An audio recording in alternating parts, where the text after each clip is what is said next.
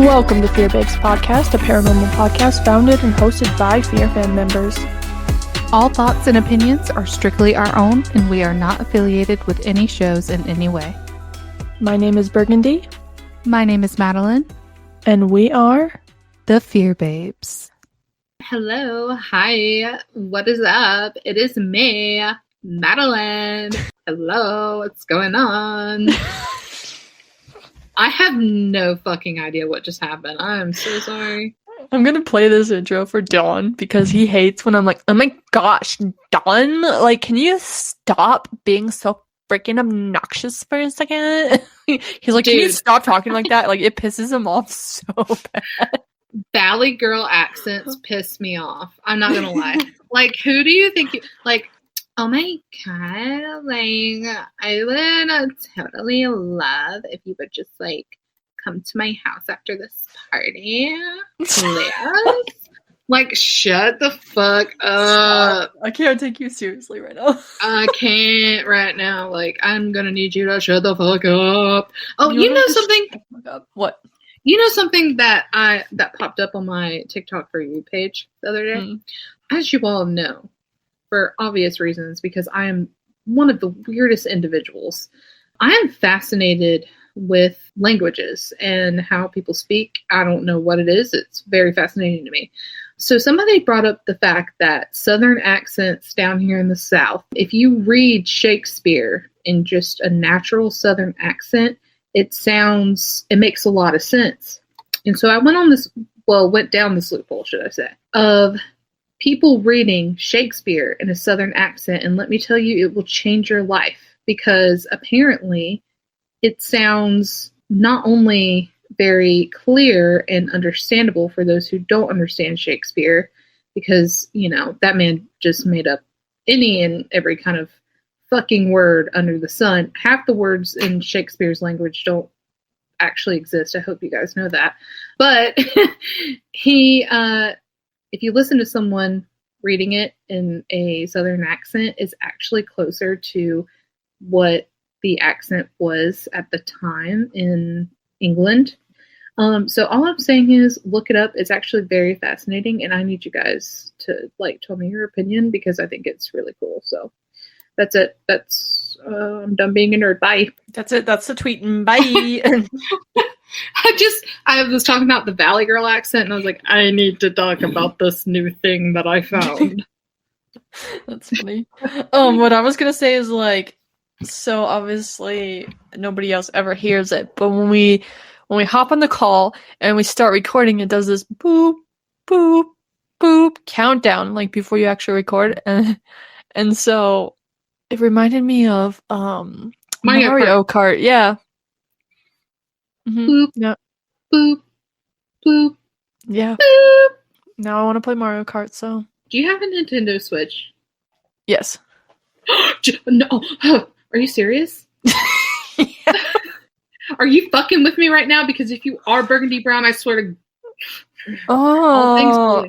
I'm in you trouble. Actually have one? You have one? You have one. You used my full legal government name. I didn't use your middle name. Tell me. Answer the. Yes, I do. Do I need to send you a Snapchat of it? Okay, so do you have Mario Kart? No, but it would probably get it, like, so freaking easy. Tate has it. I can borrow his. Please borrow it. Please. Let's play later. Okay. So we're not playing Roblox today. We're playing Mario Kart. No, fuck Roblox. It's not fun. Mario Kart. Okay, wait. Let me text Tate right now. Tate, you fucking bitch. You little bitch. Listen, I'm not trying to start beef, Tate, before we meet in 2 weeks, so I know, I told Tate, I was like, you have to come meet Mads and Sheena. I was like, you have to bring Apollo. I was like, even if you don't want to come meet them, just bring Apollo to Mom's house when they were at Mom's house, because everybody wants to meet Apollo, because who wouldn't want to meet him?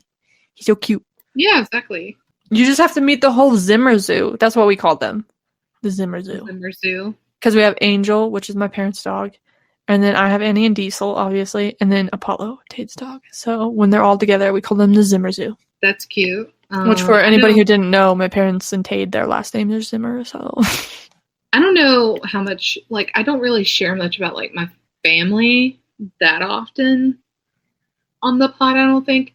except for my brothers being assholes, and my mom is super cool. Obviously, she came on the podcast. Shout out, Mom.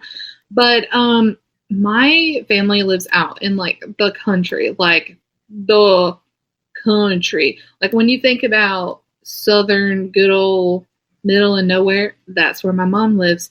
So naturally, my mom lives at my grandmother's house, and then right next to her is our aunt and uncle.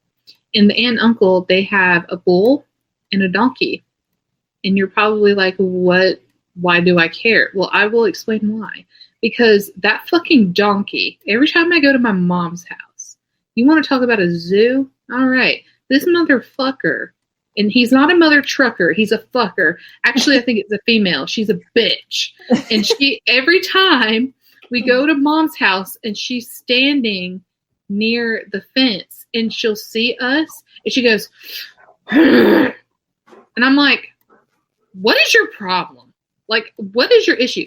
The thing is if you know anything about animals, it's good to have like a donkey to protect a bull, because they will literally kill animals to protect a bull, because we have like, coyotes and shit out here. Well, every time she sees us, you would think as often as we see her that she would stop yelling at us, but she doesn't. She never does. I'll go outside and I'll check on my mom's ducks, which oddly enough, Burgundy are afraid of water. What? Okay. So that's interesting. And it might be because Lynn, my stepdad, decided, okay, so these ducks, they're no longer babies. I'm going to let them out of their little pen that we have. So he decided to let them out. And, he gave them a little bit of encouragement and tried to sit them in the pond water. They literally flapped their wings and went, shoo, shoo, shoo, and they jumped and, like, they ran back to the fucking cage. I'm not kidding. So ever since then, they've been trying to, like, they bought a little pool for them to swim in. They won't swim. They stand in it and they just, like, drink it. And they throw it. They throw it on each other. So I'm like, okay, so we have a fucking donkey on her fucking period every time she sees us. And then we have the fucking ducks out here that don't swim in the water. They're scared of water. They're hydrophobic. And I'm just like, what is even going on right now? Like, what the hell? So your mom's ducks, they're borkin, dude. They're freaking borkin. What does that mean? Okay, so shout out Aubrey. She's probably like, you used my word. So Aubrey, once I'm at work, she was like typing. So we use Slack. It's kind of like Discord, but for business. And so she's typed something to like a group, but instead of saying broken, she said borkin. Like she typed it just like her letters got rearranged, And so, cause she types too fast. And so that's what we just, every time something's broken now, we're like, you bork it. That's so yeah, your ducks are borkin. So they have weird water trauma. Is there a duck therapist somewhere? I call him the duck doctor. I don't understand. And like, just so you guys know too, these are the ducklings that my mom got months ago. She had them from babies. And they have always been in water. Like my mom and stepdad have like left water out for them, and they would get in it and they would play in it. But now all of a sudden they're acting like they're hydrophobic, and I don't understand it. So if anybody has any tips on that, let me fucking know. And if anybody has any tips on how to get a donkey to stop being mean, let me know. Because that donkey, literally, it pisses me off every time. All you have to do is look in its direction. I'm like, what do you want? Like, seriously, it makes me so mad. Like, can I help you? Do you have a problem? Like, go fucking figure your shit out, bitch. And you know what's even worse, though, is that the bull will be nowhere near her. And I'm just like, okay. And the bull just minds her own damn business. She just does her own thing. She's actually really friendly, but I don't understand what the donkey's issue is. So that's wild. That's that on that. I don't even know if I've ever told you that before, but it's something I deal with every time I go to mom's house. Every fucking time. It makes me so mad. I don't know why it makes me mad, but it's just like, I'm minding my own damn business. Why don't you do that? Why don't you do that? Mind your damn business. Literally asshole, because it's a donkey. You get it? Okay. Literally. Anyways. Literally. So that, yeah. Burgundy has the Zimmer Zoo, and then we have a actual zoo. So just let me know if you guys want to come see our zoos. Yeah. We'll take pictures. Oh my gosh. We forgot to post up our playlist. We said we would. Oh, shit. Yeah, That's we okay. need to do that. We'll do it. That's fine. Whatever. Oh my gosh. Baby, let me. I did it again, so. I'm gonna let the beat rock. Drop. Oh my. Baby, let me love you down. I've been obsessed with that. Like, okay, so here's the thing, which most people, I know you guys understand. When you get a song, like you think about a song one day and you're like, I would love to have that tickle my brain again. And then all of a sudden, you become re-obsessed with the song. You know that what song? Is me right you know now what with song OMG. That I've done that with this week? Cyclone. She moves her body like a cyclone. And she makes me want to feel it all night long. We got out of sync. We were in sync. We got out of sync. I know. I added it to the playlist because I was like, I've listened to it like 4 times in the last 2 days. Oh my God. I love that song. You know, okay. You know another song that I really like, and you guys are going to be like, no, I see it, but at the same time, you guys are just not going to love it. So Baby by Me. You know that song, don't you? Please tell me you do. Please tell me you do. Have a Baby by Me, baby. I don't. By 50 Cent and Neo. Oh my gosh. Is it on the playlist? It is, but I'm about to play it for you real quick. Okay. Okay, yeah. Yeah. Anyways, I don't love it. That was a nice little side tangent we went down. So, I mean, shit, we're running out of time now. So, previously, we shared your stories. I really hope you guys enjoyed those episodes as much as we did. I don't know, man. What do we got this week for everybody?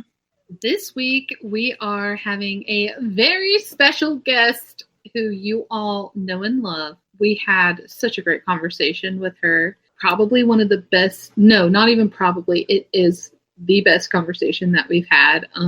We could not stop laughing the entire time we were interviewing her. Mm-hmm. So we are having Mama Laden on the podcast today. It was so fun. Literally so fun. I had the best time. Me too. I was like, I was smiling the whole time we were talking to her. The whole time. Literally. So, on that note, should I say, take it away, Berger! All right, babes, please help me welcome our very special guest today, Miss Polly Laden. Hello. Hi. Hi. We're just all giggly. We're just a bunch of schoolgirls like, oh my God, it's Polly. We love her. Yeah, and we just talked about how crabby I've been lately, so I'm trying to make my voice sound really happy. It's okay, you'll fit right in with us. It's fine. We don't even try to hide it anymore. No, we don't. Well, thank you for inviting me onto your podcast. It's been so fun to just watch it evolve, and I was honored to be asked. So thank you. Thanks for joining us. Yeah, thank you for joining us. You are welcome. I hope I have some good content for you.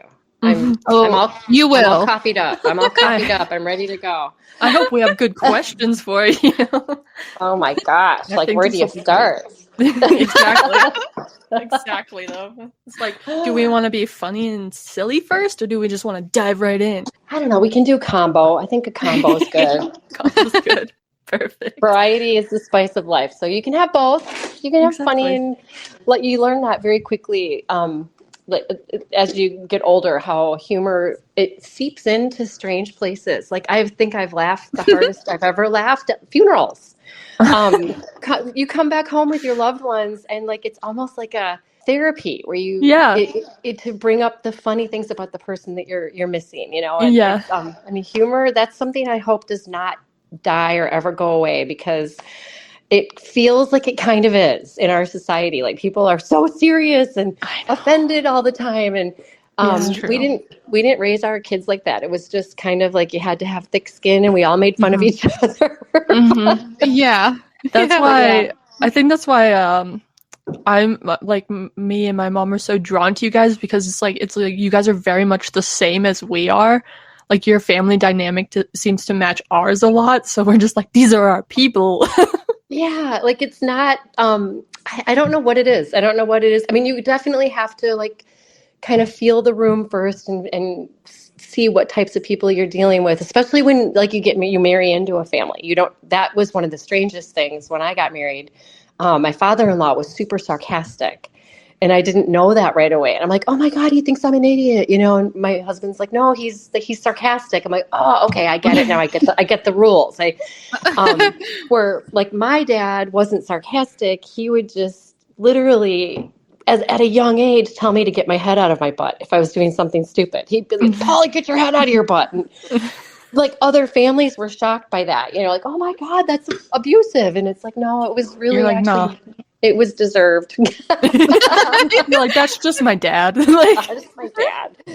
No, and he was one of Dakota's favorite people. My dad was, and I think that one of the big draws was the humor and the no filter kind of, but the love was always there. So you can have both. You know, you can be silly and goofy and still have the love. And I think that kind of makes you well-rounded.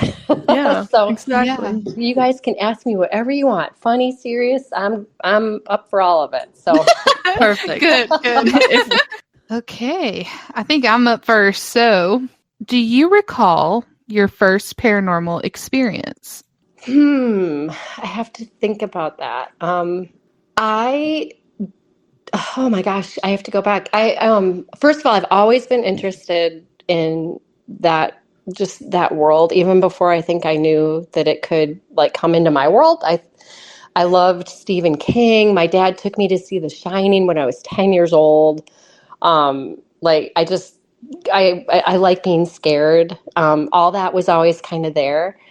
I want to say I can kind of remember like the time in my life, but I can't remember the very first incident. I just know from a very young age, um, I was kind of sensitive to it. Like mine were not super positive experiences though. I had scary experiences, so I love being scared. I loved all that stuff, but at a pretty young age, I had like weird things that were happening to me, like where I would wake up and I couldn't breathe. I'd see, I saw a figure at the end of my bed once, and my family was Catholic, and we weren't super religious, but I like God was part of my life, and so my mom would always, you know, just say, you know, ask God to protect you, and that's what I would do, and it would go away. It was kind of weird because whatever that thing was, it followed me to college, and I had the same things happen to me in my dorm room that I had happen growing up in my childhood homes. It's funny because even though like my actual experiences for the most part were kind of scary, I still was very intrigued and enjoyed being scared. So later in life, you know, it went away. It actually I had similar things happen in our home that we built. It followed me to my first home. It followed us to the home that we built, and that's actually kind of where the kids got they're introduced into the scary world, is that we had stuff happening in our house. And I'm pretty sure it was probably the same thing that had followed me. And eventually we finally had the whole house blessed. We had like a cleansing done, and it seems like it's gone now. So for me now, my experiences now are super pleasant. Like I've had things that have happened, that I'm sure it's my dad trying to talk to me. And like my first experiences were young, like grade school, and it was just like creepy things, mostly in my bedroom, mostly at night. But I kind of brought it on myself because I was so intrigued by all of it. You know, I was kind of seeking it. I was also a Sunday school teacher, so I feel like that kind of opened up a battle in a way. Like there was a little bit of a good versus evil battle going on. But later in life, it's just been like really cool things. Like one of my biggest heartbreaks when my dad died, I wasn't completely sure. I'm like, God, I hope he's going to heaven because he was such a character. Like he deserves to go to heaven. He's such a good guy. And And I was kind of alone in a parking lot in the middle of the winter, and I was talking to God, and I just said, I just need to know that he's there so I can see him again someday. And out of the blue, there was no one around me. I got a gust of my dad's cologne. And I was like, okay, I feel like that was a good reply. I feel good. And that like set my heart. My heart was like kind of uncomfortable for a long time, not knowing, not having that peace. And that kind of gave me that peace. So I've had things like that happen.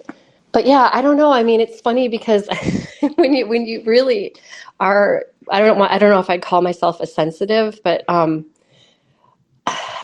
think that does run in my family. I think my mom had it. I think my grandma had it. You almost are living like two realities at the same time. Sometimes you're feeling the real world and talking to people, but like you get this vibe from people or from energies, and it's kind of tiring, where you're like your brain's kind of running two tracks at the same time a lot of the time.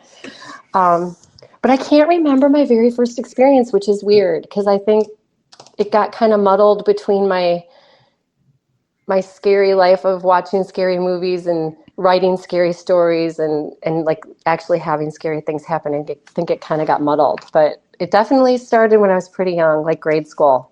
The story about like you smelling your dad's cologne, though, that's so cute. Oh my gosh, I love believe signs it. like that. I do too. And it wasn't like I was testing God or like pissed off, like I need to know. I was really sad. I just like I needed comfort. And I don't know how you guys feel about smells, but like I think that's one of the most important senses. Like you walk into your old elementary school and the first thing you feel is the smell. Like, this smells like grade school. Yeah. And my dad's cologne, like that was, the only thing that could have gone along with it would have been some cigar smoke, and that would have cinched it. But yeah, but I do think I believe in that. I mean, I think there's no way there's not an energy tied to us, Exactly. We're just too complex of creatures. And it was funny because it had like the way it happened, it was probably like 20 below zero. I was in Dick's Sporting Goods parking lot, which is just funny because it's a word my dad used a lot. I mean, there was nobody around. And even if there was, their cologne would have been like, encompassed in like 55 layers of, feathered jackets and stuff. I mean, it wasn't, but I was by myself. I was totally by myself. So that cologne like could not, in the middle of a parking lot. So it was a good affirmation for me. Right. Well, and that's such a distinct smell too. Like his cologne, like what are the odds? Right. So yeah, that was pretty cool. But I feel like sometimes those things happen when you least expect them too. Like, to be aware, to be open to them is half the battle, because it could have happened and it could have just floated right by me. But it was, I mean, I had tears rolling down my eyes. It was like, oh, good. I'm pretty sure I'm going to see him again. Yeah. If I make it to heaven. I mean, that's assuming I'm going, I mean. Oh, you've got to. There's no way you're not. Exactly. Well, technically, given our previous conversation we just had, you might need to be careful the next couple of years. But yes. Just until the hormones simmer down. Right. Yeah, there you go. Yeah. So that was a very long answer. Sorry. No, good. No. Good. We love long answers. 100%. I know. That gives you lots of options for editing. You're right. Yeah. For editing. That's funny. So you mentioned that whatever you had with you as a child followed you to the home that you built, which I'm assuming is the home that Dak and Chelsea talk about was haunted as they were growing up.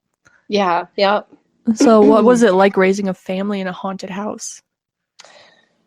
So what was really strange is, I mean, we built the house. So going into, well, we weren't thinking about haunted houses when we built it, right? So we've got 2 kids. It's kind of funny. I was pregnant with Dakota. So I had McKenna and Chelsea had already been born. I think they were 4 and 3, something like that. And the Dakota's due date was November, and the house was supposed to be ready by September. And it was like this battle because had these 2 young toddlers, and we had dogs and cats, and I just wanted to finish the house before this baby was born. I'm like, I don't want to be doing that at the same time. So it was kind of funny because all of the decisions I made about designing the house were super plain, because I just was like, paint the walls white stucco. Like, it literally was there was nothing. So we moved into this house, and everything was just kind of like neutral, almost like a model home, because I didn't really think about a lot. I was so tired. Yeah. And at one point during the building process, we did have a neighbor, a man who'd lived in the area for a long time, come up to us, and he didn't know us. He just knew we were the new owners of this house that was being built. And he's like, I can't believe you're building your house on the Booger Woods. And we're like, what? And he's like, yeah, nobody even wants to walk on this land because it's supposedly haunted. And we were like, ha, ha, ha, whatever. Didn't even think about it. Weren't worried about it. Well, we moved in, and it wasn't like stuff started happening right away, but I personally did have that same sensation that I had as a child, in college, at our first home, and now in this home, where I'd wake up in the middle of the night feeling like I was choked. I could feel someone in the room. So I knew that had I own that. Like, I think that was part of my backstory. But things started happening in the house that had never happened to me before in my past, where and again, I wasn't documenting it because who knew my kids were going to go on to have a paranormal show, right? But I wish I had documented all of it. But it was just, a lot of it, I feel like a lot of paranormal activity can be brushed off. You can normalize it because, I had dogs, I had cats, I had all these kids. So if things would show up in strange places, I never thought paranormal, right? Like, it just more often than not, I would always go to, what dog dragged that there? What kid put that there? Whatever. So we probably had a lot of things happening that I didn't even really realize maybe were paranormal. But what happened with this particular entity or whatever, I'm thinking it might have just been one, it kind of it's almost like you're playing a game with it, because we weren't giving it any credit for years. It was just our crazy house. And then things would start to happen where you couldn't justify it. And it never really was scary. Like, the kids never got scared. And instead it turned into kind of a fascination where at a young age, Tanner and Dakota and Alex and their other friends were setting up cameras in the basement. And, it did turn, and they started watching Ghost Adventures and all that stuff. And there were things that started happening that were getting scary. And I think that's when we kind of took it a little more seriously. And the one, so many stories, but I'll just tell you a couple funny ones. So honestly, our house was so chaotic, and it was open door. We never knew who was there. We had 25 kids at our bus stop. So and our house was a landing pad. It was just, my whole basement had green screens on it and props and costumes and computers, and it just was nuts. So I don't know if I'm going to remember this. There was I think a photography app, or it was on a computer. There was something you could do on your computer where you could morph your face, and I wish I could remember the name of it, but Isabella was sitting at the family computer in the kitchen, and she was filming herself doing all these goofy faces on this app. So we had a video of it, and she was like, la, la, la, la, la, doing all this stuff. And all of a sudden she heard this huge crash. And the only other person who was home at the time was my oldest daughter, McKenna. And on film, Isabella goes, what was that? What was that? And McKenna, there's this pause, and she goes, it was just the cat. And she's like, okay, la, la, la, la, la, la, la, doing her thing. Okay, so that's what's happening on the video. Well, backstory, it wasn't a cat. McKenna heard it too, and it scared the crap out of her, but she had plans and she wanted to leave. Oh my gosh. So McKenna leaves, flash forward. I'm doing it like you're watching a movie. This is kind of not exactly how it happened, but I'm giving you the movie version. Isabella's back on her computer, filming, and all of a sudden, you see her like she's like freaking out, and you can see her freaking out. She ends up calling me. I probably was at a hockey game with one of the kids. Mom, there's someone in the bathroom down here. And I'm like, okay, who's home? No one's home. No one's home. What does the person look like? It's a man. He's got dark hair and he's in the powder room. I'm like, well, call Mr. Seaman, our neighbor.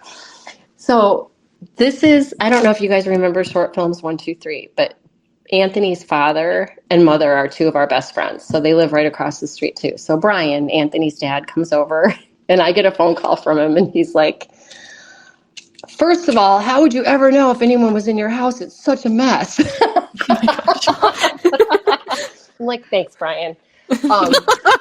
But he goes, no, there's no one here. There's no one here. But Bella's pretty sure she saw someone. So I'm like, all right, okay. Thank you for checking it out. Whatever, we come home. And that was the first time anybody ever actually saw like a person or an entity. Mm-hmm. And it didn't seem happy. It didn't seem like a positive thing. It seemed like a negative thing. So that happened. And then shortly after that, Tavian was sitting on the couch and, kids have imaginary friends. He didn't, but out of the blue, he's like talking to this person sitting next to him. And so we're like, well, what does the person look like, Tavian? And he's like, is it a boy or a girl? And he said both. We're like, whoa. Oh no, this is getting weird. So that was like, it was starting to, I don't know, I kind of feel like it was starting to get more bold. And as the kids got older, I feel like it fed off their energy. Mm-hmm. And then there was a bunch of other things that you could not, you just couldn't justify or come up with an answer for why they were happening. A radio that went from 0 to 10 up in Chelsea's bedroom that wasn't plugged in and didn't have batteries in it. What? Yeah. And the song that it was playing had the name Chelsea in it. No. And, yeah. We're like, creepy. Yeah. Now, keep in mind, so everyone is eventually on board with the fact there's something going on. And my husband was like, you guys are crazy. I'm not buying this, whatever. And he was the last one to finally get on board with it. But what happened is I had an incident where, because I wasn't scared of it. And we pray about it every night. And I never felt, I'm more afraid of real people than I am of anything on the other side of the realm. Like I literally, real humans scare me way more. Yeah, valid. Yeah. I've often said, I don't know what I would do if I saw a real person standing in my kitchen, but a ghost I can handle. But yeah, I went to open up our storage room door one day, and it was just, when you're a mom and you're multitasking, you're just like, you do things kind of, you don't even think about what you're doing. Like I'll put laundry away and forget I've put it away. And I'm like, oh, I did that when I was on the phone. Well, this was one of those moments where I was doing something, walked into the storage room, and I was on a mission to get something, didn't even turn the light on or anything. And out of the right side of the storage room, it looked like a man with dark hair just went vroom, right up into my face. Oh, gosh. Right up into my face. And I actually thought it was a real person. And I screamed. And that was when my husband, he was home, and he was like, okay, I believe it now, because that was real. Like I saw you. Because he always, almost on a monthly basis, I'll be like, that van that just drove by, I'm pretty sure there's someone creepy in that van. I don't trust that van. I'm also that person. So he never, but this was, he saw it. He saw my reaction. And that was when we had the church come out and bless the house. But yeah, it was bad. And it ended up really, really going after my oldest daughter. And she's just like, has had some horrible things happen to her in her life. And so I think she was probably had like some vulnerability there. And so we had to actually kind of like, okay, this isn't fun anymore. And it's affecting, people are scared. Our kids are scared. So yeah, we had the house blessed, and I don't think every once in a while I feel like maybe it's trying to seep back in, but we really haven't, the energy, we're probably too boring now because we're empty nesters. The ghosts are probably like, these guys are, these people are fun to haunt. But yeah, it was kind of scary because I don't know. I mean, even if you know you're safe and that they can't hurt you, as a parent, you do really 90% of your energy goes to protecting your kids from whatever, other people, other kids. It was hard to see them scared. But at the end of the day, it's funny because it turned into a career for two of my kids. Yeah. But you're just, would you look at that? Yeah. But it was, we knew that we built the house. So we were like, nothing happened in this house. So we know it has nothing to do with the home. So we're kind of, the fact that the guy that we kept seeing was sort of like a bushy haired, he looked kind of lumberjacky, made me think it could have been tied to what we were told happened on our land, which was like animal sacrifices. Ew. And, we live in Minnesota. There's hunters. There's Right.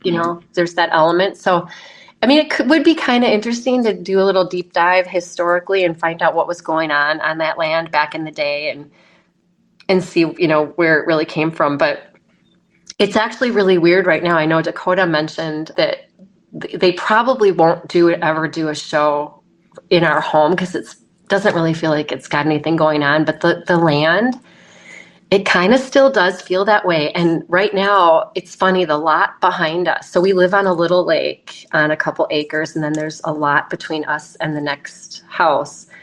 And slowly but surely, all of those trees are dying. And they're bending in a way, like they look, I should take a picture. I'll take a picture of them when I get back to Minnesota and send it to you. It doesn't look natural. They look like the trees in Snow White, the Snow White movie, like they're just, they don't, yeah. So I feel like the land is not happy, so yeah, but it was hard to see my kids scared. I don't, that's not fun.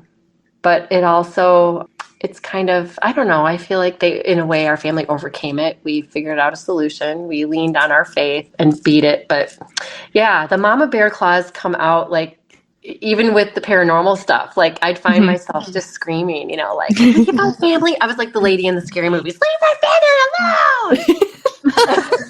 I love that. That's awesome. No, but yeah, but it never got, super, I don't know. I didn't ever feel like we were in big physical danger. It was more like mental health danger where being scared all the time doesn't feel good. It does. Yeah. It sucks your energy out of you. Yeah. I could see that for sure. Yeah. So yeah, it was interesting. It was interesting. And I guess I always assumed, something terrible had to happen like on a property for it to have that kind of an element happening. But that wasn't the case with us. So we don't have any really scary things that we have contributed to the history of the house yet. We have we haven't killed each other or, I do have a bunch of pets buried on the property, but which is kind of ironic. And probably more like guardian angels at that point. Exactly. Yes. Yeah. So I guess that's another really long answer, but it was interesting. Sounds interesting. Yes. Yeah, definitely. Okay, so I guess we're kind of switching gears a little bit here. So what were your thoughts when Dakota told you he wanted to do a week-long haunted road trip and document it back all those years ago? Oh my gosh. Well, Dakota's journey, first of all, I will say with your kids, you have to let their journey be their journey, not your journey. And Dakota was on a path to, he was really lucky because he had different skill sets, and he was a good student. He didn't love school, but he was good, came naturally. He was a good student, super creative, but he also was a really good hockey player, and he was on track to play as a freshman on varsity, and he was told that he probably should not even go to college, but go right to juniors and probably play pro. Like, he was a really good hockey player. So that's kind of the path I figured he would take. It would, pay for his school. He loved it. But again, And you guys, the irony, oh my God, if you knew me, I am so not athletic. I can't even play parcheesi. Like, I'm so not athletic. And I ended up with these 5 stud athlete kids. And so I literally be at all their games just going, "You're awesome, you're great." And my husband would be like, "No, they really aren't playing that well." I'm like, "They look good to me." So he got to a point before high school where he just said, and he had his YouTube channel up and running, and he was really committed to putting out a video every Tuesday because that's what his fan base expected. And so it was not a job because he was still loving it, but it was a commitment. And between hockey and school and putting out an actual short film every week, it was a lot.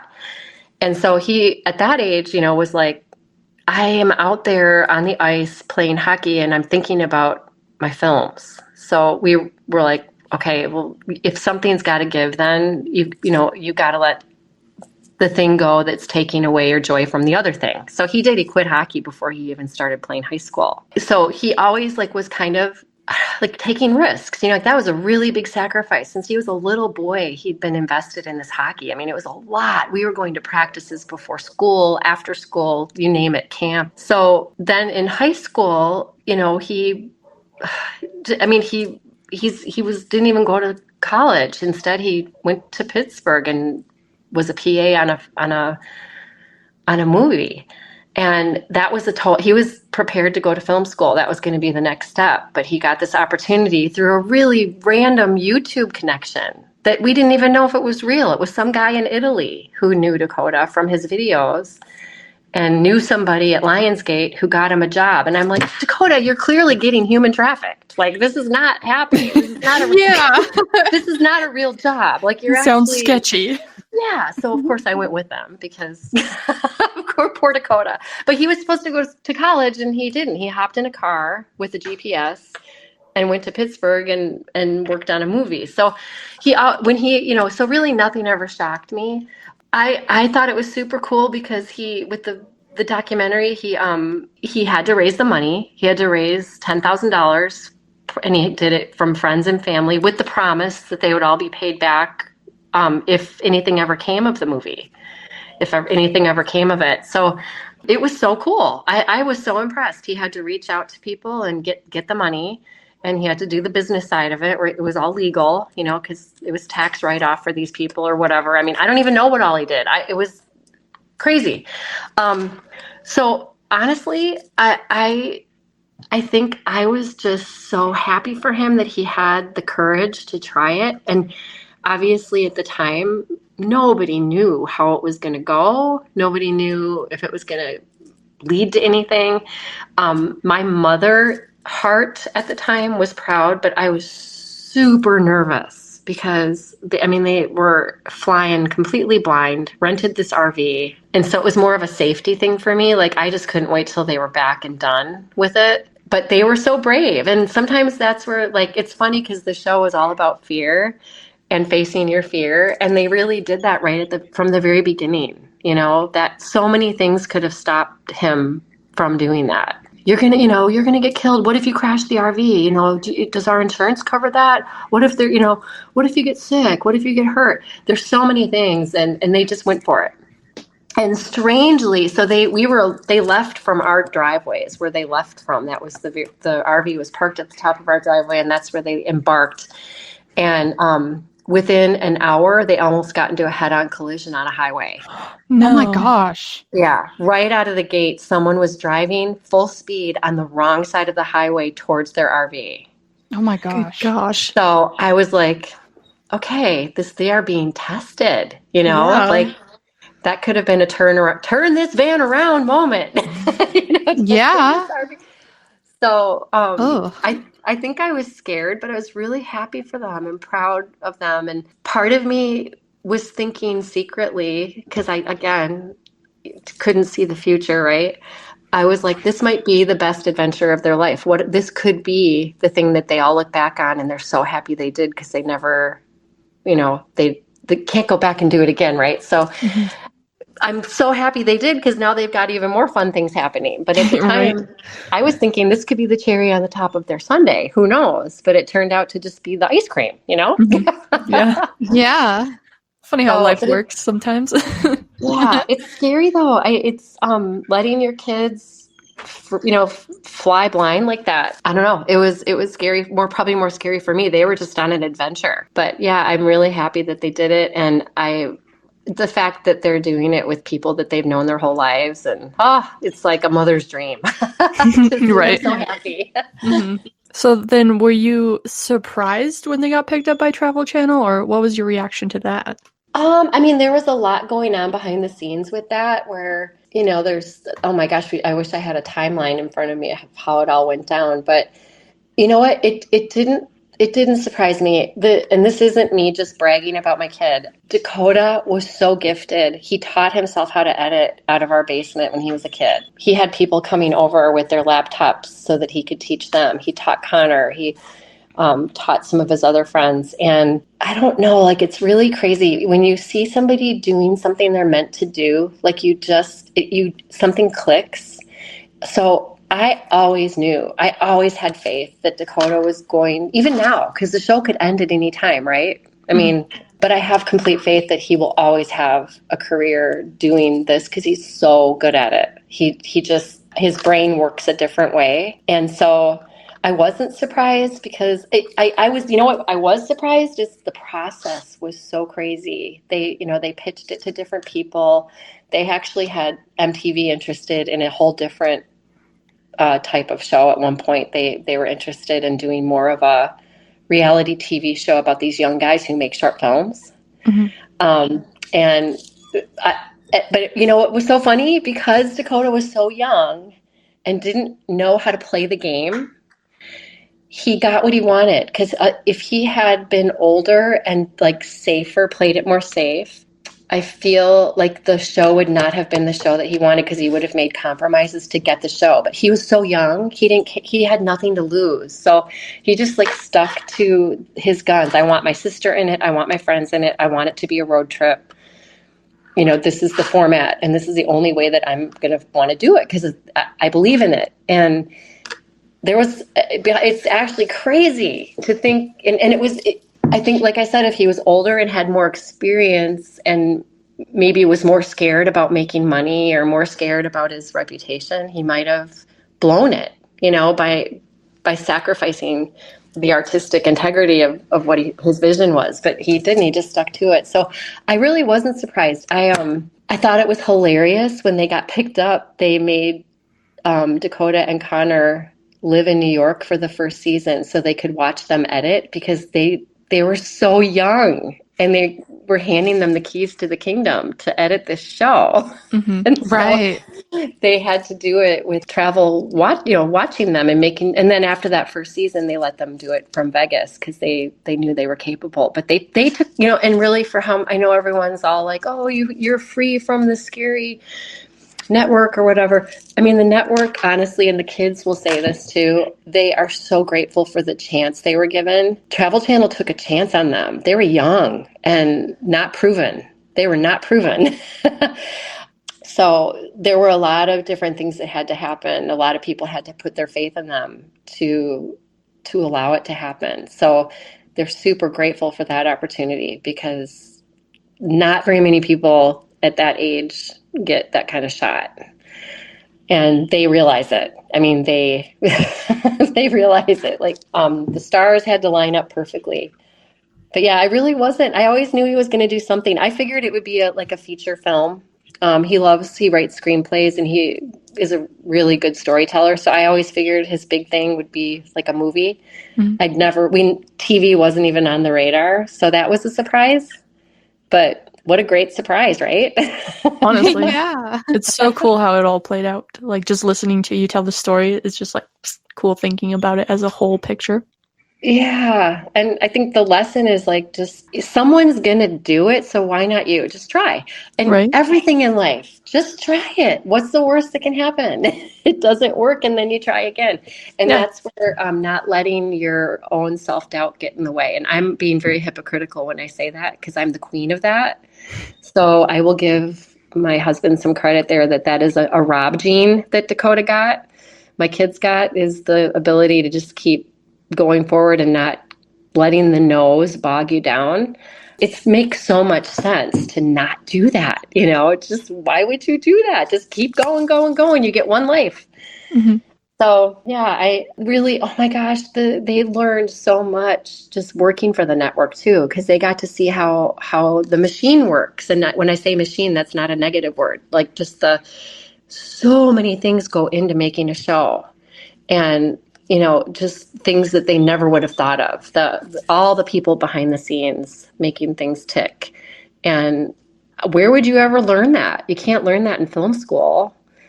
They got immersed right into it. So it was, and they met some super cool people. Oh my gosh. They met so many cool people along the way. And yeah, so I am so happy. I actually sometimes can't believe, I'm still like pinch myself. Like, I can't believe this actually happened for them. Like that is, it really did. It's so great. That's awesome. I mean, from the outside looking in, it's such a cool thing. Cause Bergie and I have been here since the beginning, like the early days. And just to see how much they've grown has just been such a beautiful experience, even just for us, we're just like fans. It's kind of like you're watching a flower grow, but you've been able to see every step. And I feel like they're pretty transparent about the bumps in the road and stuff. I mean, you almost, I'm really, and I think they love having the fans along for the ride, because they really do feel like it feels like a family. It really does. And that's one of the coolest things about YouTube is it just has created a more intimate situation where they can talk more. There's more ways to talk with everybody and get feedback. And I don't know. I just, and the way that it's inspired some people to tap into their art and tap into it's kind of magical. It really is. Yeah. I just love it. Yeah. It feels magical. It definitely feels magical being a part of it. It's really cool. I don't know. Even how everyone kind of protects each other. If you follow some of the threads on social media, where it is like a family, where if someone starts to get out of line, even with like from one fan to another fan, like everyone keeps each other accountable. Like, be nice. That is true. Yep. Yeah. I love it. There's been plenty of times Mads and I are like, all right, we got to go to bat on Twitter now. Let's go make a post. Oh my gosh. People need to calm down. Last year. As if people will listen to us, but I think it's funny though. I do see a lot of interactions on there where people do, and it's kind of created this community where, I think it was like forged from a paranormal foundation, maybe, where that was the thing that everyone had in common. But then, I don't know, more things are blossoming out of it. And I just love it. I really do. Yeah. So nothing surprises me anymore. Like, I don't think anything could surprise me. Yeah. That's fair. I think it's crazy too. Like, if you really think about it, and me and Bergie go on like this whole like we talk about this all the time, where we're like, can you believe that we're like best friends because of this TV show, this random TV show that we decided to watch 5 years ago? Like, do you think it's weird? Like, this is where we're here now. Like, this is us. Now we have a podcast about it. Like, what? Yeah. And there's a lot of stories, and you're not the only story out there like that. And that's, I think, what is such a testament to it, that like, even if the show doesn't last, or they have to morph into something else, who knows what's going to happen, but like, there's this legacy that I'm really proud that my kids were part of forging, because I think I don't even know. Don't you kind of feel like everyone who's part of this group can be so transparent and they're just true to themselves? And you can't put everyone into a box. So everyone I meet, even at these conventions, I'm just fascinated. Like, there's 80-year-old women and there's 5-year-old kids, and there's and I don't know what that thread is that's tying everyone together, but it's some kind of a cool, I don't know. Again, it feels magical. It's just sort of like a unifying thing that everybody feels comfortable. Like, you can feel comfortable. And So yeah, yeah, like your story, that's like a story in and of itself right there. That's crazy. These two people that never would have met, like you would not have met. One from North Carolina, one from Wyoming. Like how else would you meet? Like Right. Yeah. Right. like, It's just what? insane. So it's super special, super, super special. We're not even talking about the show. We're talking about who cares about you guys? Project Air. See, you fit right in. We're always like, we don't care about them. Let's go on to us now. We're going to talk about us, okay? Yeah, No. we matter. So funny. No, it is really neat. And it's not lost on them either. I mean, they see it. They see it. It's not anything they would have ever probably been able to predict would have come out of all of this. So it's pretty cool. I couldn't It is agree more. really, really cool. I kind of teared up for a second because I was like, who would have ever thought? I know. Like, genuinely, I don't know. Yeah. Every time I think about it. It would almost be kind of fun to have a site where people can share those friendships that have happened, because it would be fun to even have a map, of like where the lines are all connecting, because it is all over the country there, and even from the UK there's people that have made friends overseas because of the show. It's global. Like the whole community is global. Yeah, it's crazy. That's why we have to keep it healthy. We have to keep it healthy and happy. Exactly. And if we have to, set some people straight every now and then, it's fine. It's necessary, but it doesn't happen. It doesn't happen that often. I mean, it's actually pretty crazy. So it really not a does lot of drama. No, it's not a lot of drama. So it's very refreshing. Whoever would have thought the paranormal show would be refreshing? Okay, so I do have a question that I know majority of like the Fear fam wonder. Would you ever consider guest starring on Project Fear?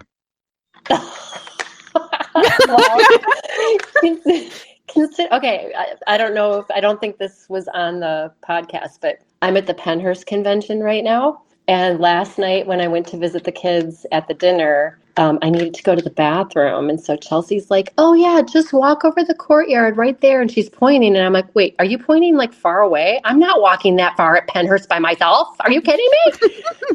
So I don't know. And then, okay, the short answer is yes, I'd be open to it. The long answer is like, there are so many obstacles I'd have to overcome mentally, physically. It would be a whole nother kind of show for sure. It would be very entertaining.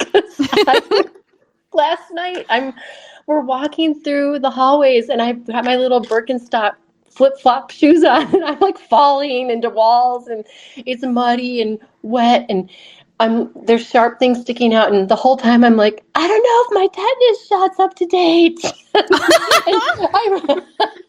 I'm like tripping over puddles, and so I would be open to it. Oh my God, I would have to get a signed document from my children promising that they wouldn't scare me like to the point that I would die. Cause I'm scared of this stuff. Like I can't even explain it. Like last night, I know no one's going to come and kill me. I know like a jaguar's not going to jump out of the woods and eat me, but I'm like, I walk around, I'm twitchy. So you would be good in the aspect of like us seeing your real reactions. However, I'm not doing the sleeping alone part. That is a no-go for me. Oh my God. Yeah. I don't know. I mean, I'd have to have a lifeline. Like I'll do it, you guys, but I need to know that I have an out, like my control freak part of me would need that. Maybe like if the other moms came too, I'd feel more comfortable. I think that would be a great episode. Oh my gosh, yes. It would be very entertaining. Well, and maybe I'd play a trick on them. Maybe You should. So I'd be open to it. I always want to support my kids' adventures, but this is bigger than being a brownie leader, you guys. Like this is I don't know. No, it would be fun. It would be really fun. I just getting a taste of it last night, walking through some of the buildings. It was, I kept on saying to them, I'm like, I can't believe you guys do this. I'm so proud of you because I'm really scared and there's other people here. But yeah, I think, yes, I would. I'd be open to it. I just have to mentally prepare and take some Advil and take some Advil. Maybe a Xanax. I don't know. Have a bottle of wine with me. You just have a little flask. Every time they point the camera off of you, you're just taking a little sip. Like, wait a minute, Mom's hammered. Next footage is just Polly sleeping on the floor. Yeah, capturing these sounds on the recording. Like, wait, that sounds like a bottle being opened. What is she doing? She has champagne and just pops the cork and like hits the wall and scares everybody. Oh, I have a feeling, depending on the location, I think I would get really emotional because, like, that part of what they do, there's the scary part, but the emotional part of these buildings, like, I always get real obsessed with what actually happened to these people, and I find myself getting really emotional about the story. So it would be a little bit of everything. It'd be action and sadness and fear and all kinds of stuff. But no, it would be fun. It would be fun. I wouldn't want to ruin like it might end up on my episode might not ever air. Let's just put it that way. Can you send me the tape though? Can I watch it? Mom, you can't use that much profanity. Settle down. Walk around the corner, you're like, ah, shit. And they're like, what did you see? And you're like, nothing. It's just dark over here. I don't know. I just have these images of like split screen where they're like on the walkie. Mom. Oh God, where's Mom? Mom. And I'm like, I've fallen off a ledge or something. You know? No. Like, Mom's gone. Oh my God. She went beyond the caution tape. We killed Mom. Danger. I don't know. It could happen.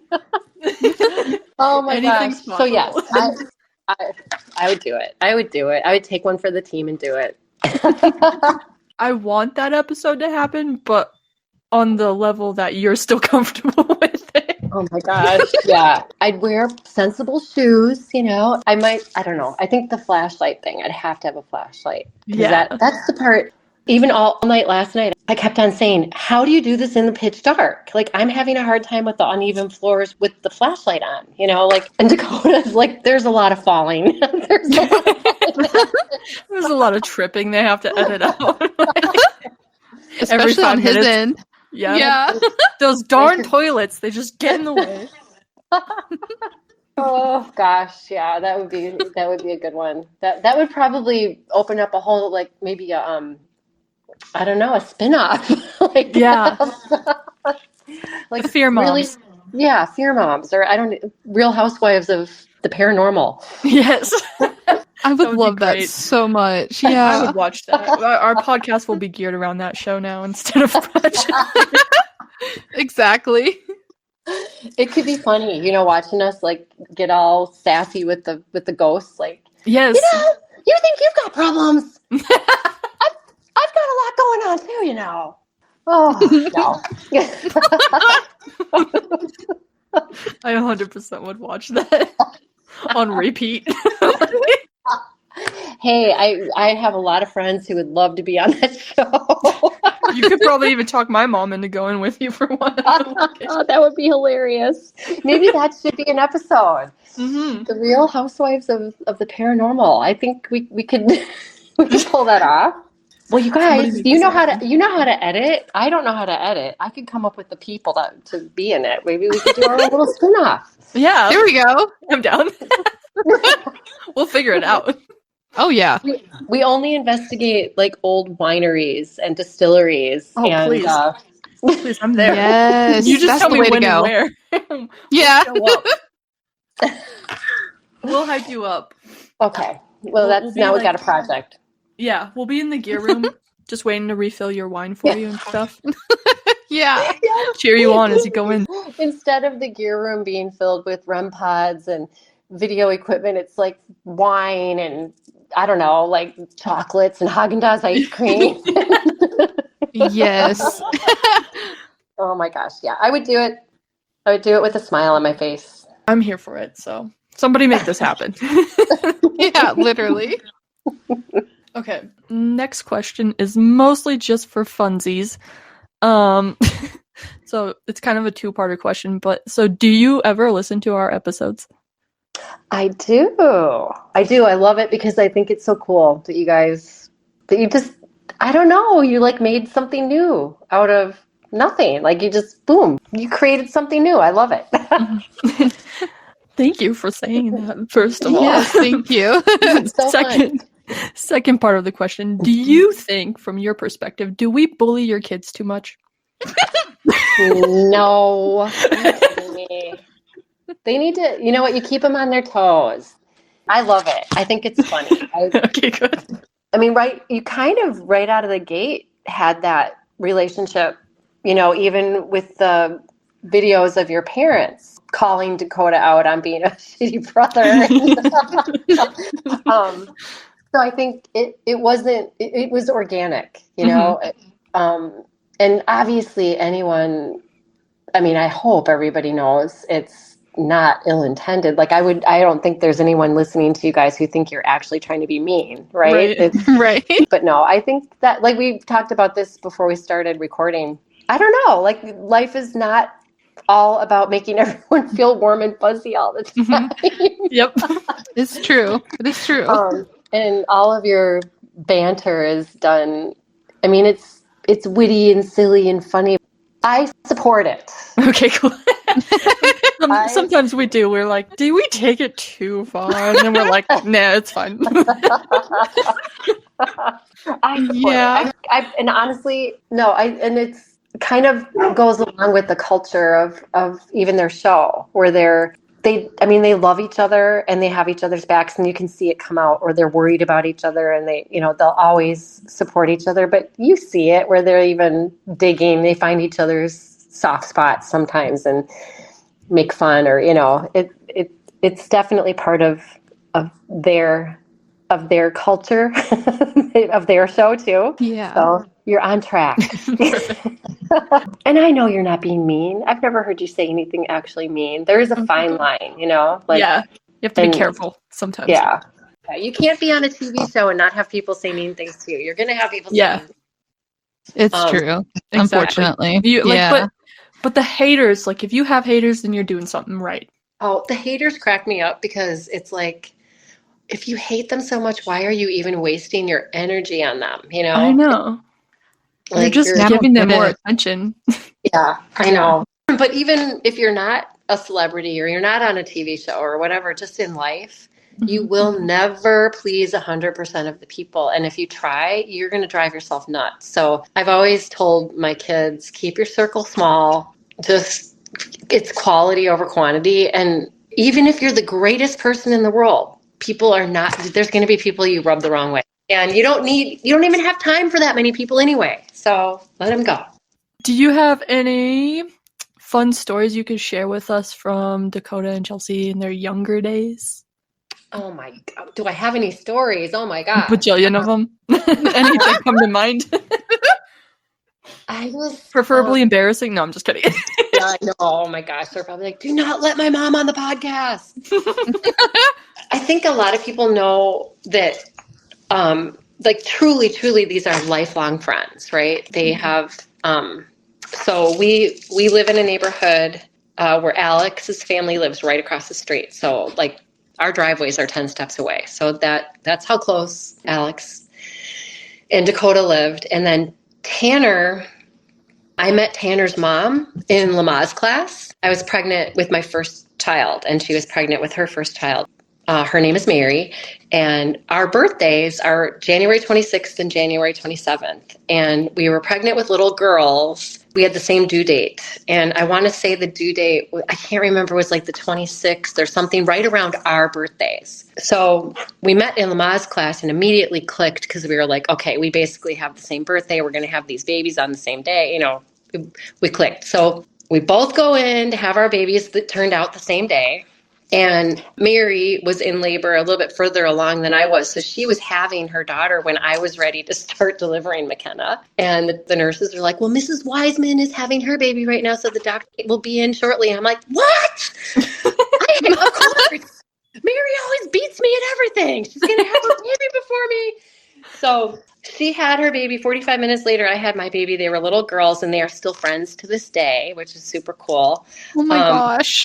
But I found out shortly after, like I do the math. I'm terrible at math. We'll say 8 months later, 9 months later, I was pregnant again. I found out I was pregnant. So I called her and I said, Mary, if you want to have another baby at the same time, you got to get on it. And she's like, all right. And so that is how Tanner was conceived. So you're responsible for Tanner, is what you're saying. You're welcome, Tanner. You're welcome. So Chelsea and Tanner were born a month apart. And then Dakota came later, and then Mary had another little girl, and I had another little girl, and then I had another boy. But that's how, so Dakota was the younger, he was the young brother in the mix, really. And then, this is funny too, unrelated kind of, but across the street is Alex's mom, and she had, her first child was a daughter the same age as McKenna and Taylor, Tanner's older sister. So Alex has an older sister the same age too. And then Alex was born right around the same time as Tanner and Chelsea. So like all that lined up too, and then Alex's mom was pregnant at the same time I was with Dakota, and we had the same due date too. And Dakota and Grayson, Alex's little sister, they were born one day apart. So that's like how close our families are. Like they're so close to the point that there's pictures of Tanner in the hospital as a little boy, Tanner and Chelsea looking over the bassinet at newborn Dakota. Like, it's just so cool. And actually, Dakota actually peed on Tanner in the hospital. There's a little tidbit for you. True friendship right there. And then later, Tanner was inspiration for Dakota to get potty trained, So like they're that close. We always figured somebody would romantically get involved, all the families secretly were just like, wouldn't it be great if someone fell in love? But they're just too close. They're too good of friends. And I'm really kind of thankful for that now, because that would have complicated things, I think. Yeah, I mean, I don't know. There's so many stories when they were doing short films, 1, 2, 3, growing up. That was just nutty. I mean, anything went. Like they were, I can't even, and that was like back, a lot of what they did was really kind of would be considered inappropriate by today's standards, like using fake guns, and they probably couldn't even do it the way they did it back then. But they would just pull anyone in from the neighborhood if they were making a movie or a video. Whoever was around at the time would get roped into it. So whether it was like a grandma or a grandpa or a neighbor. So it turned into like a community thing. It was pretty cool. One time I remember getting a phone call from a neighbor lady who I wasn't very friendly with. She was kind of like the crabby lady in the neighborhood. And she's like, Dakota's duct taped to a electrical pole on the corner of the street. What's going on? And I'm like, they're making a video. And she's like, is that safe? I'm like, probably not. But you know what? Like, why do you care? And then you're like, just another Tuesday around here. Yeah, I don't know. And then, so did you guys watch, were you short films 1, 2, 3 watchers or not? No, not until after Destination Fear came out. Yeah, for both so of none us. of the good videos that got taken down, unfortunately. Those will come back at some point, I'm sure. So Anthony was the other kind of brainchild behind that, and his mom is one of my best friends, and she lives next door to Alex's family. So when that day that Dakota was duct taped to the electrical pole, the one neighbor lady was calling to just be a crab, rah, rah, rah, rah.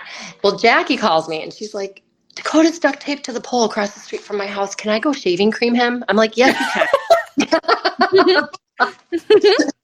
Yes, you can. That'd be great. But they had so much fun, and I don't know. I'm so happy that they've maintained this friendship and there's been a lot of different things that have happened along the way. Like Connor went on a mission trip for 2 years in Brazil and came back.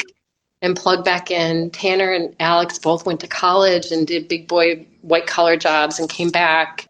Chelsea became a doctor in the middle of all of it. Like, it's just really neat that this whole video making thread of their life has just stayed solid through, with everything else changing around it. Like they've all kind of done their own things and but that always stayed there. So it's just so neat that that was sort of I don't know, like it was just the center of everything, and they came back to it and it worked. So but I'm I'm sure I have so many good stories. I have to be so careful that I don't embarrass them. No, you know what? They were really good kids. I mean, like I'm really proud of them. Anything that happened that, could be considered shenanigans, or, I mean, they have good hearts. They were kind to people, just hard workers. Oh my gosh. They're the hardest workers. Nothing really came easy. It came because they worked so hard, whether they were in a sport or with their school, or even now working on the show. It's, they are, I'm really proud of them. But yeah, I wish I'm trying to think if I have any other, oh my gosh, I don't know. You know what? We don't have any, life was just crazy. I mean, it was just, all of it was crazy. The filmmaking every day, a film went out every Tuesday on Short Films 1, 2, 3. And so it was constant. Just funny stuff. We're like, okay, so there's 5 kids being raised in this house. And like Isabella, she's 13 months younger than Dakota. Mom, where are my yoga pants? I don't have them. Does Chelsea have them? No. Does McKenna have them? No. Well, where would they go? I don't know. Well, next thing I know, Tuesday video comes out, and it's Alex Nelson and Dakota dressed up as Ash and Tiff doing rants on life. And one of them is wearing Isabella's yoga pants. So I'm like, oh, your brother took your yoga pants. I didn't think about that, just stuff like that, No, they're really good kids. I really hope that they can continue to do this for a while, because they're loving it, and I feel like people are loving it. And if it doesn't continue, it'll be fun to see what they hatch up next, because I feel like they'll come up with something, But right now, things are looking good, so... Yeah, I gotta agree with you there for sure. Yeah, it's been so fun. I just can't believe that. Like, I feel like it was yesterday, and they were, teenagers running around doing all this stuff. It blink of an eye, and now they're grown ass adults with a TV show. It's crazy. That's cool. I wish I could give you some really good dirt. I don't really have any super good dirt. That's okay.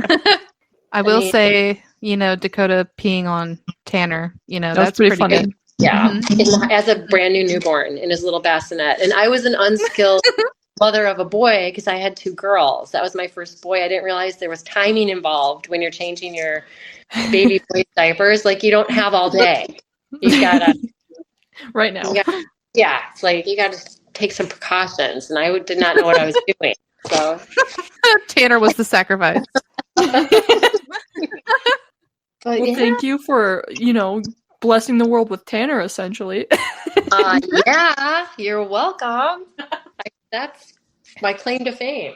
No, that was really funny. And then it's just so ironic to think back to that time that, we had no idea our sons were going to grow up. Our sons and my daughter were going to grow up and do a show together, Right. And we're messing with destiny by, you need to have a baby now.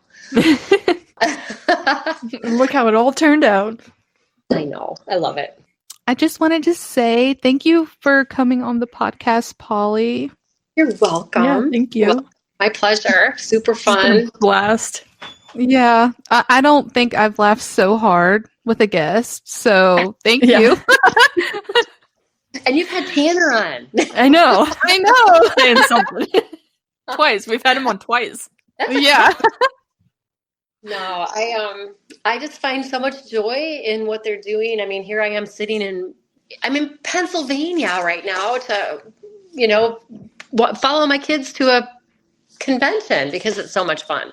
Yeah, it's a blast. It's definitely kept life interesting for us too. So we're and they're happy, and the people that they're meeting are great. And my gosh, it's just, yeah, couldn't it.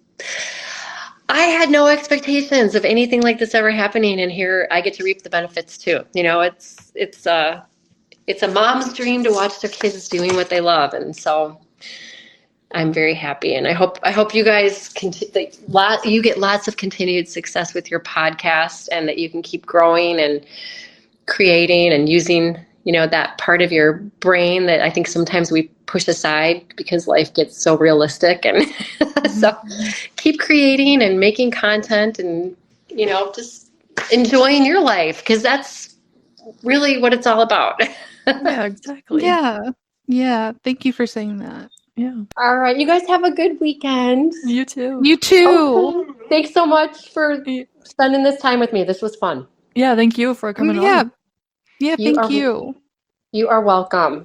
Bye. All right, bye. Take care, you guys. Bye-bye. You too. Bye, Bye. you too.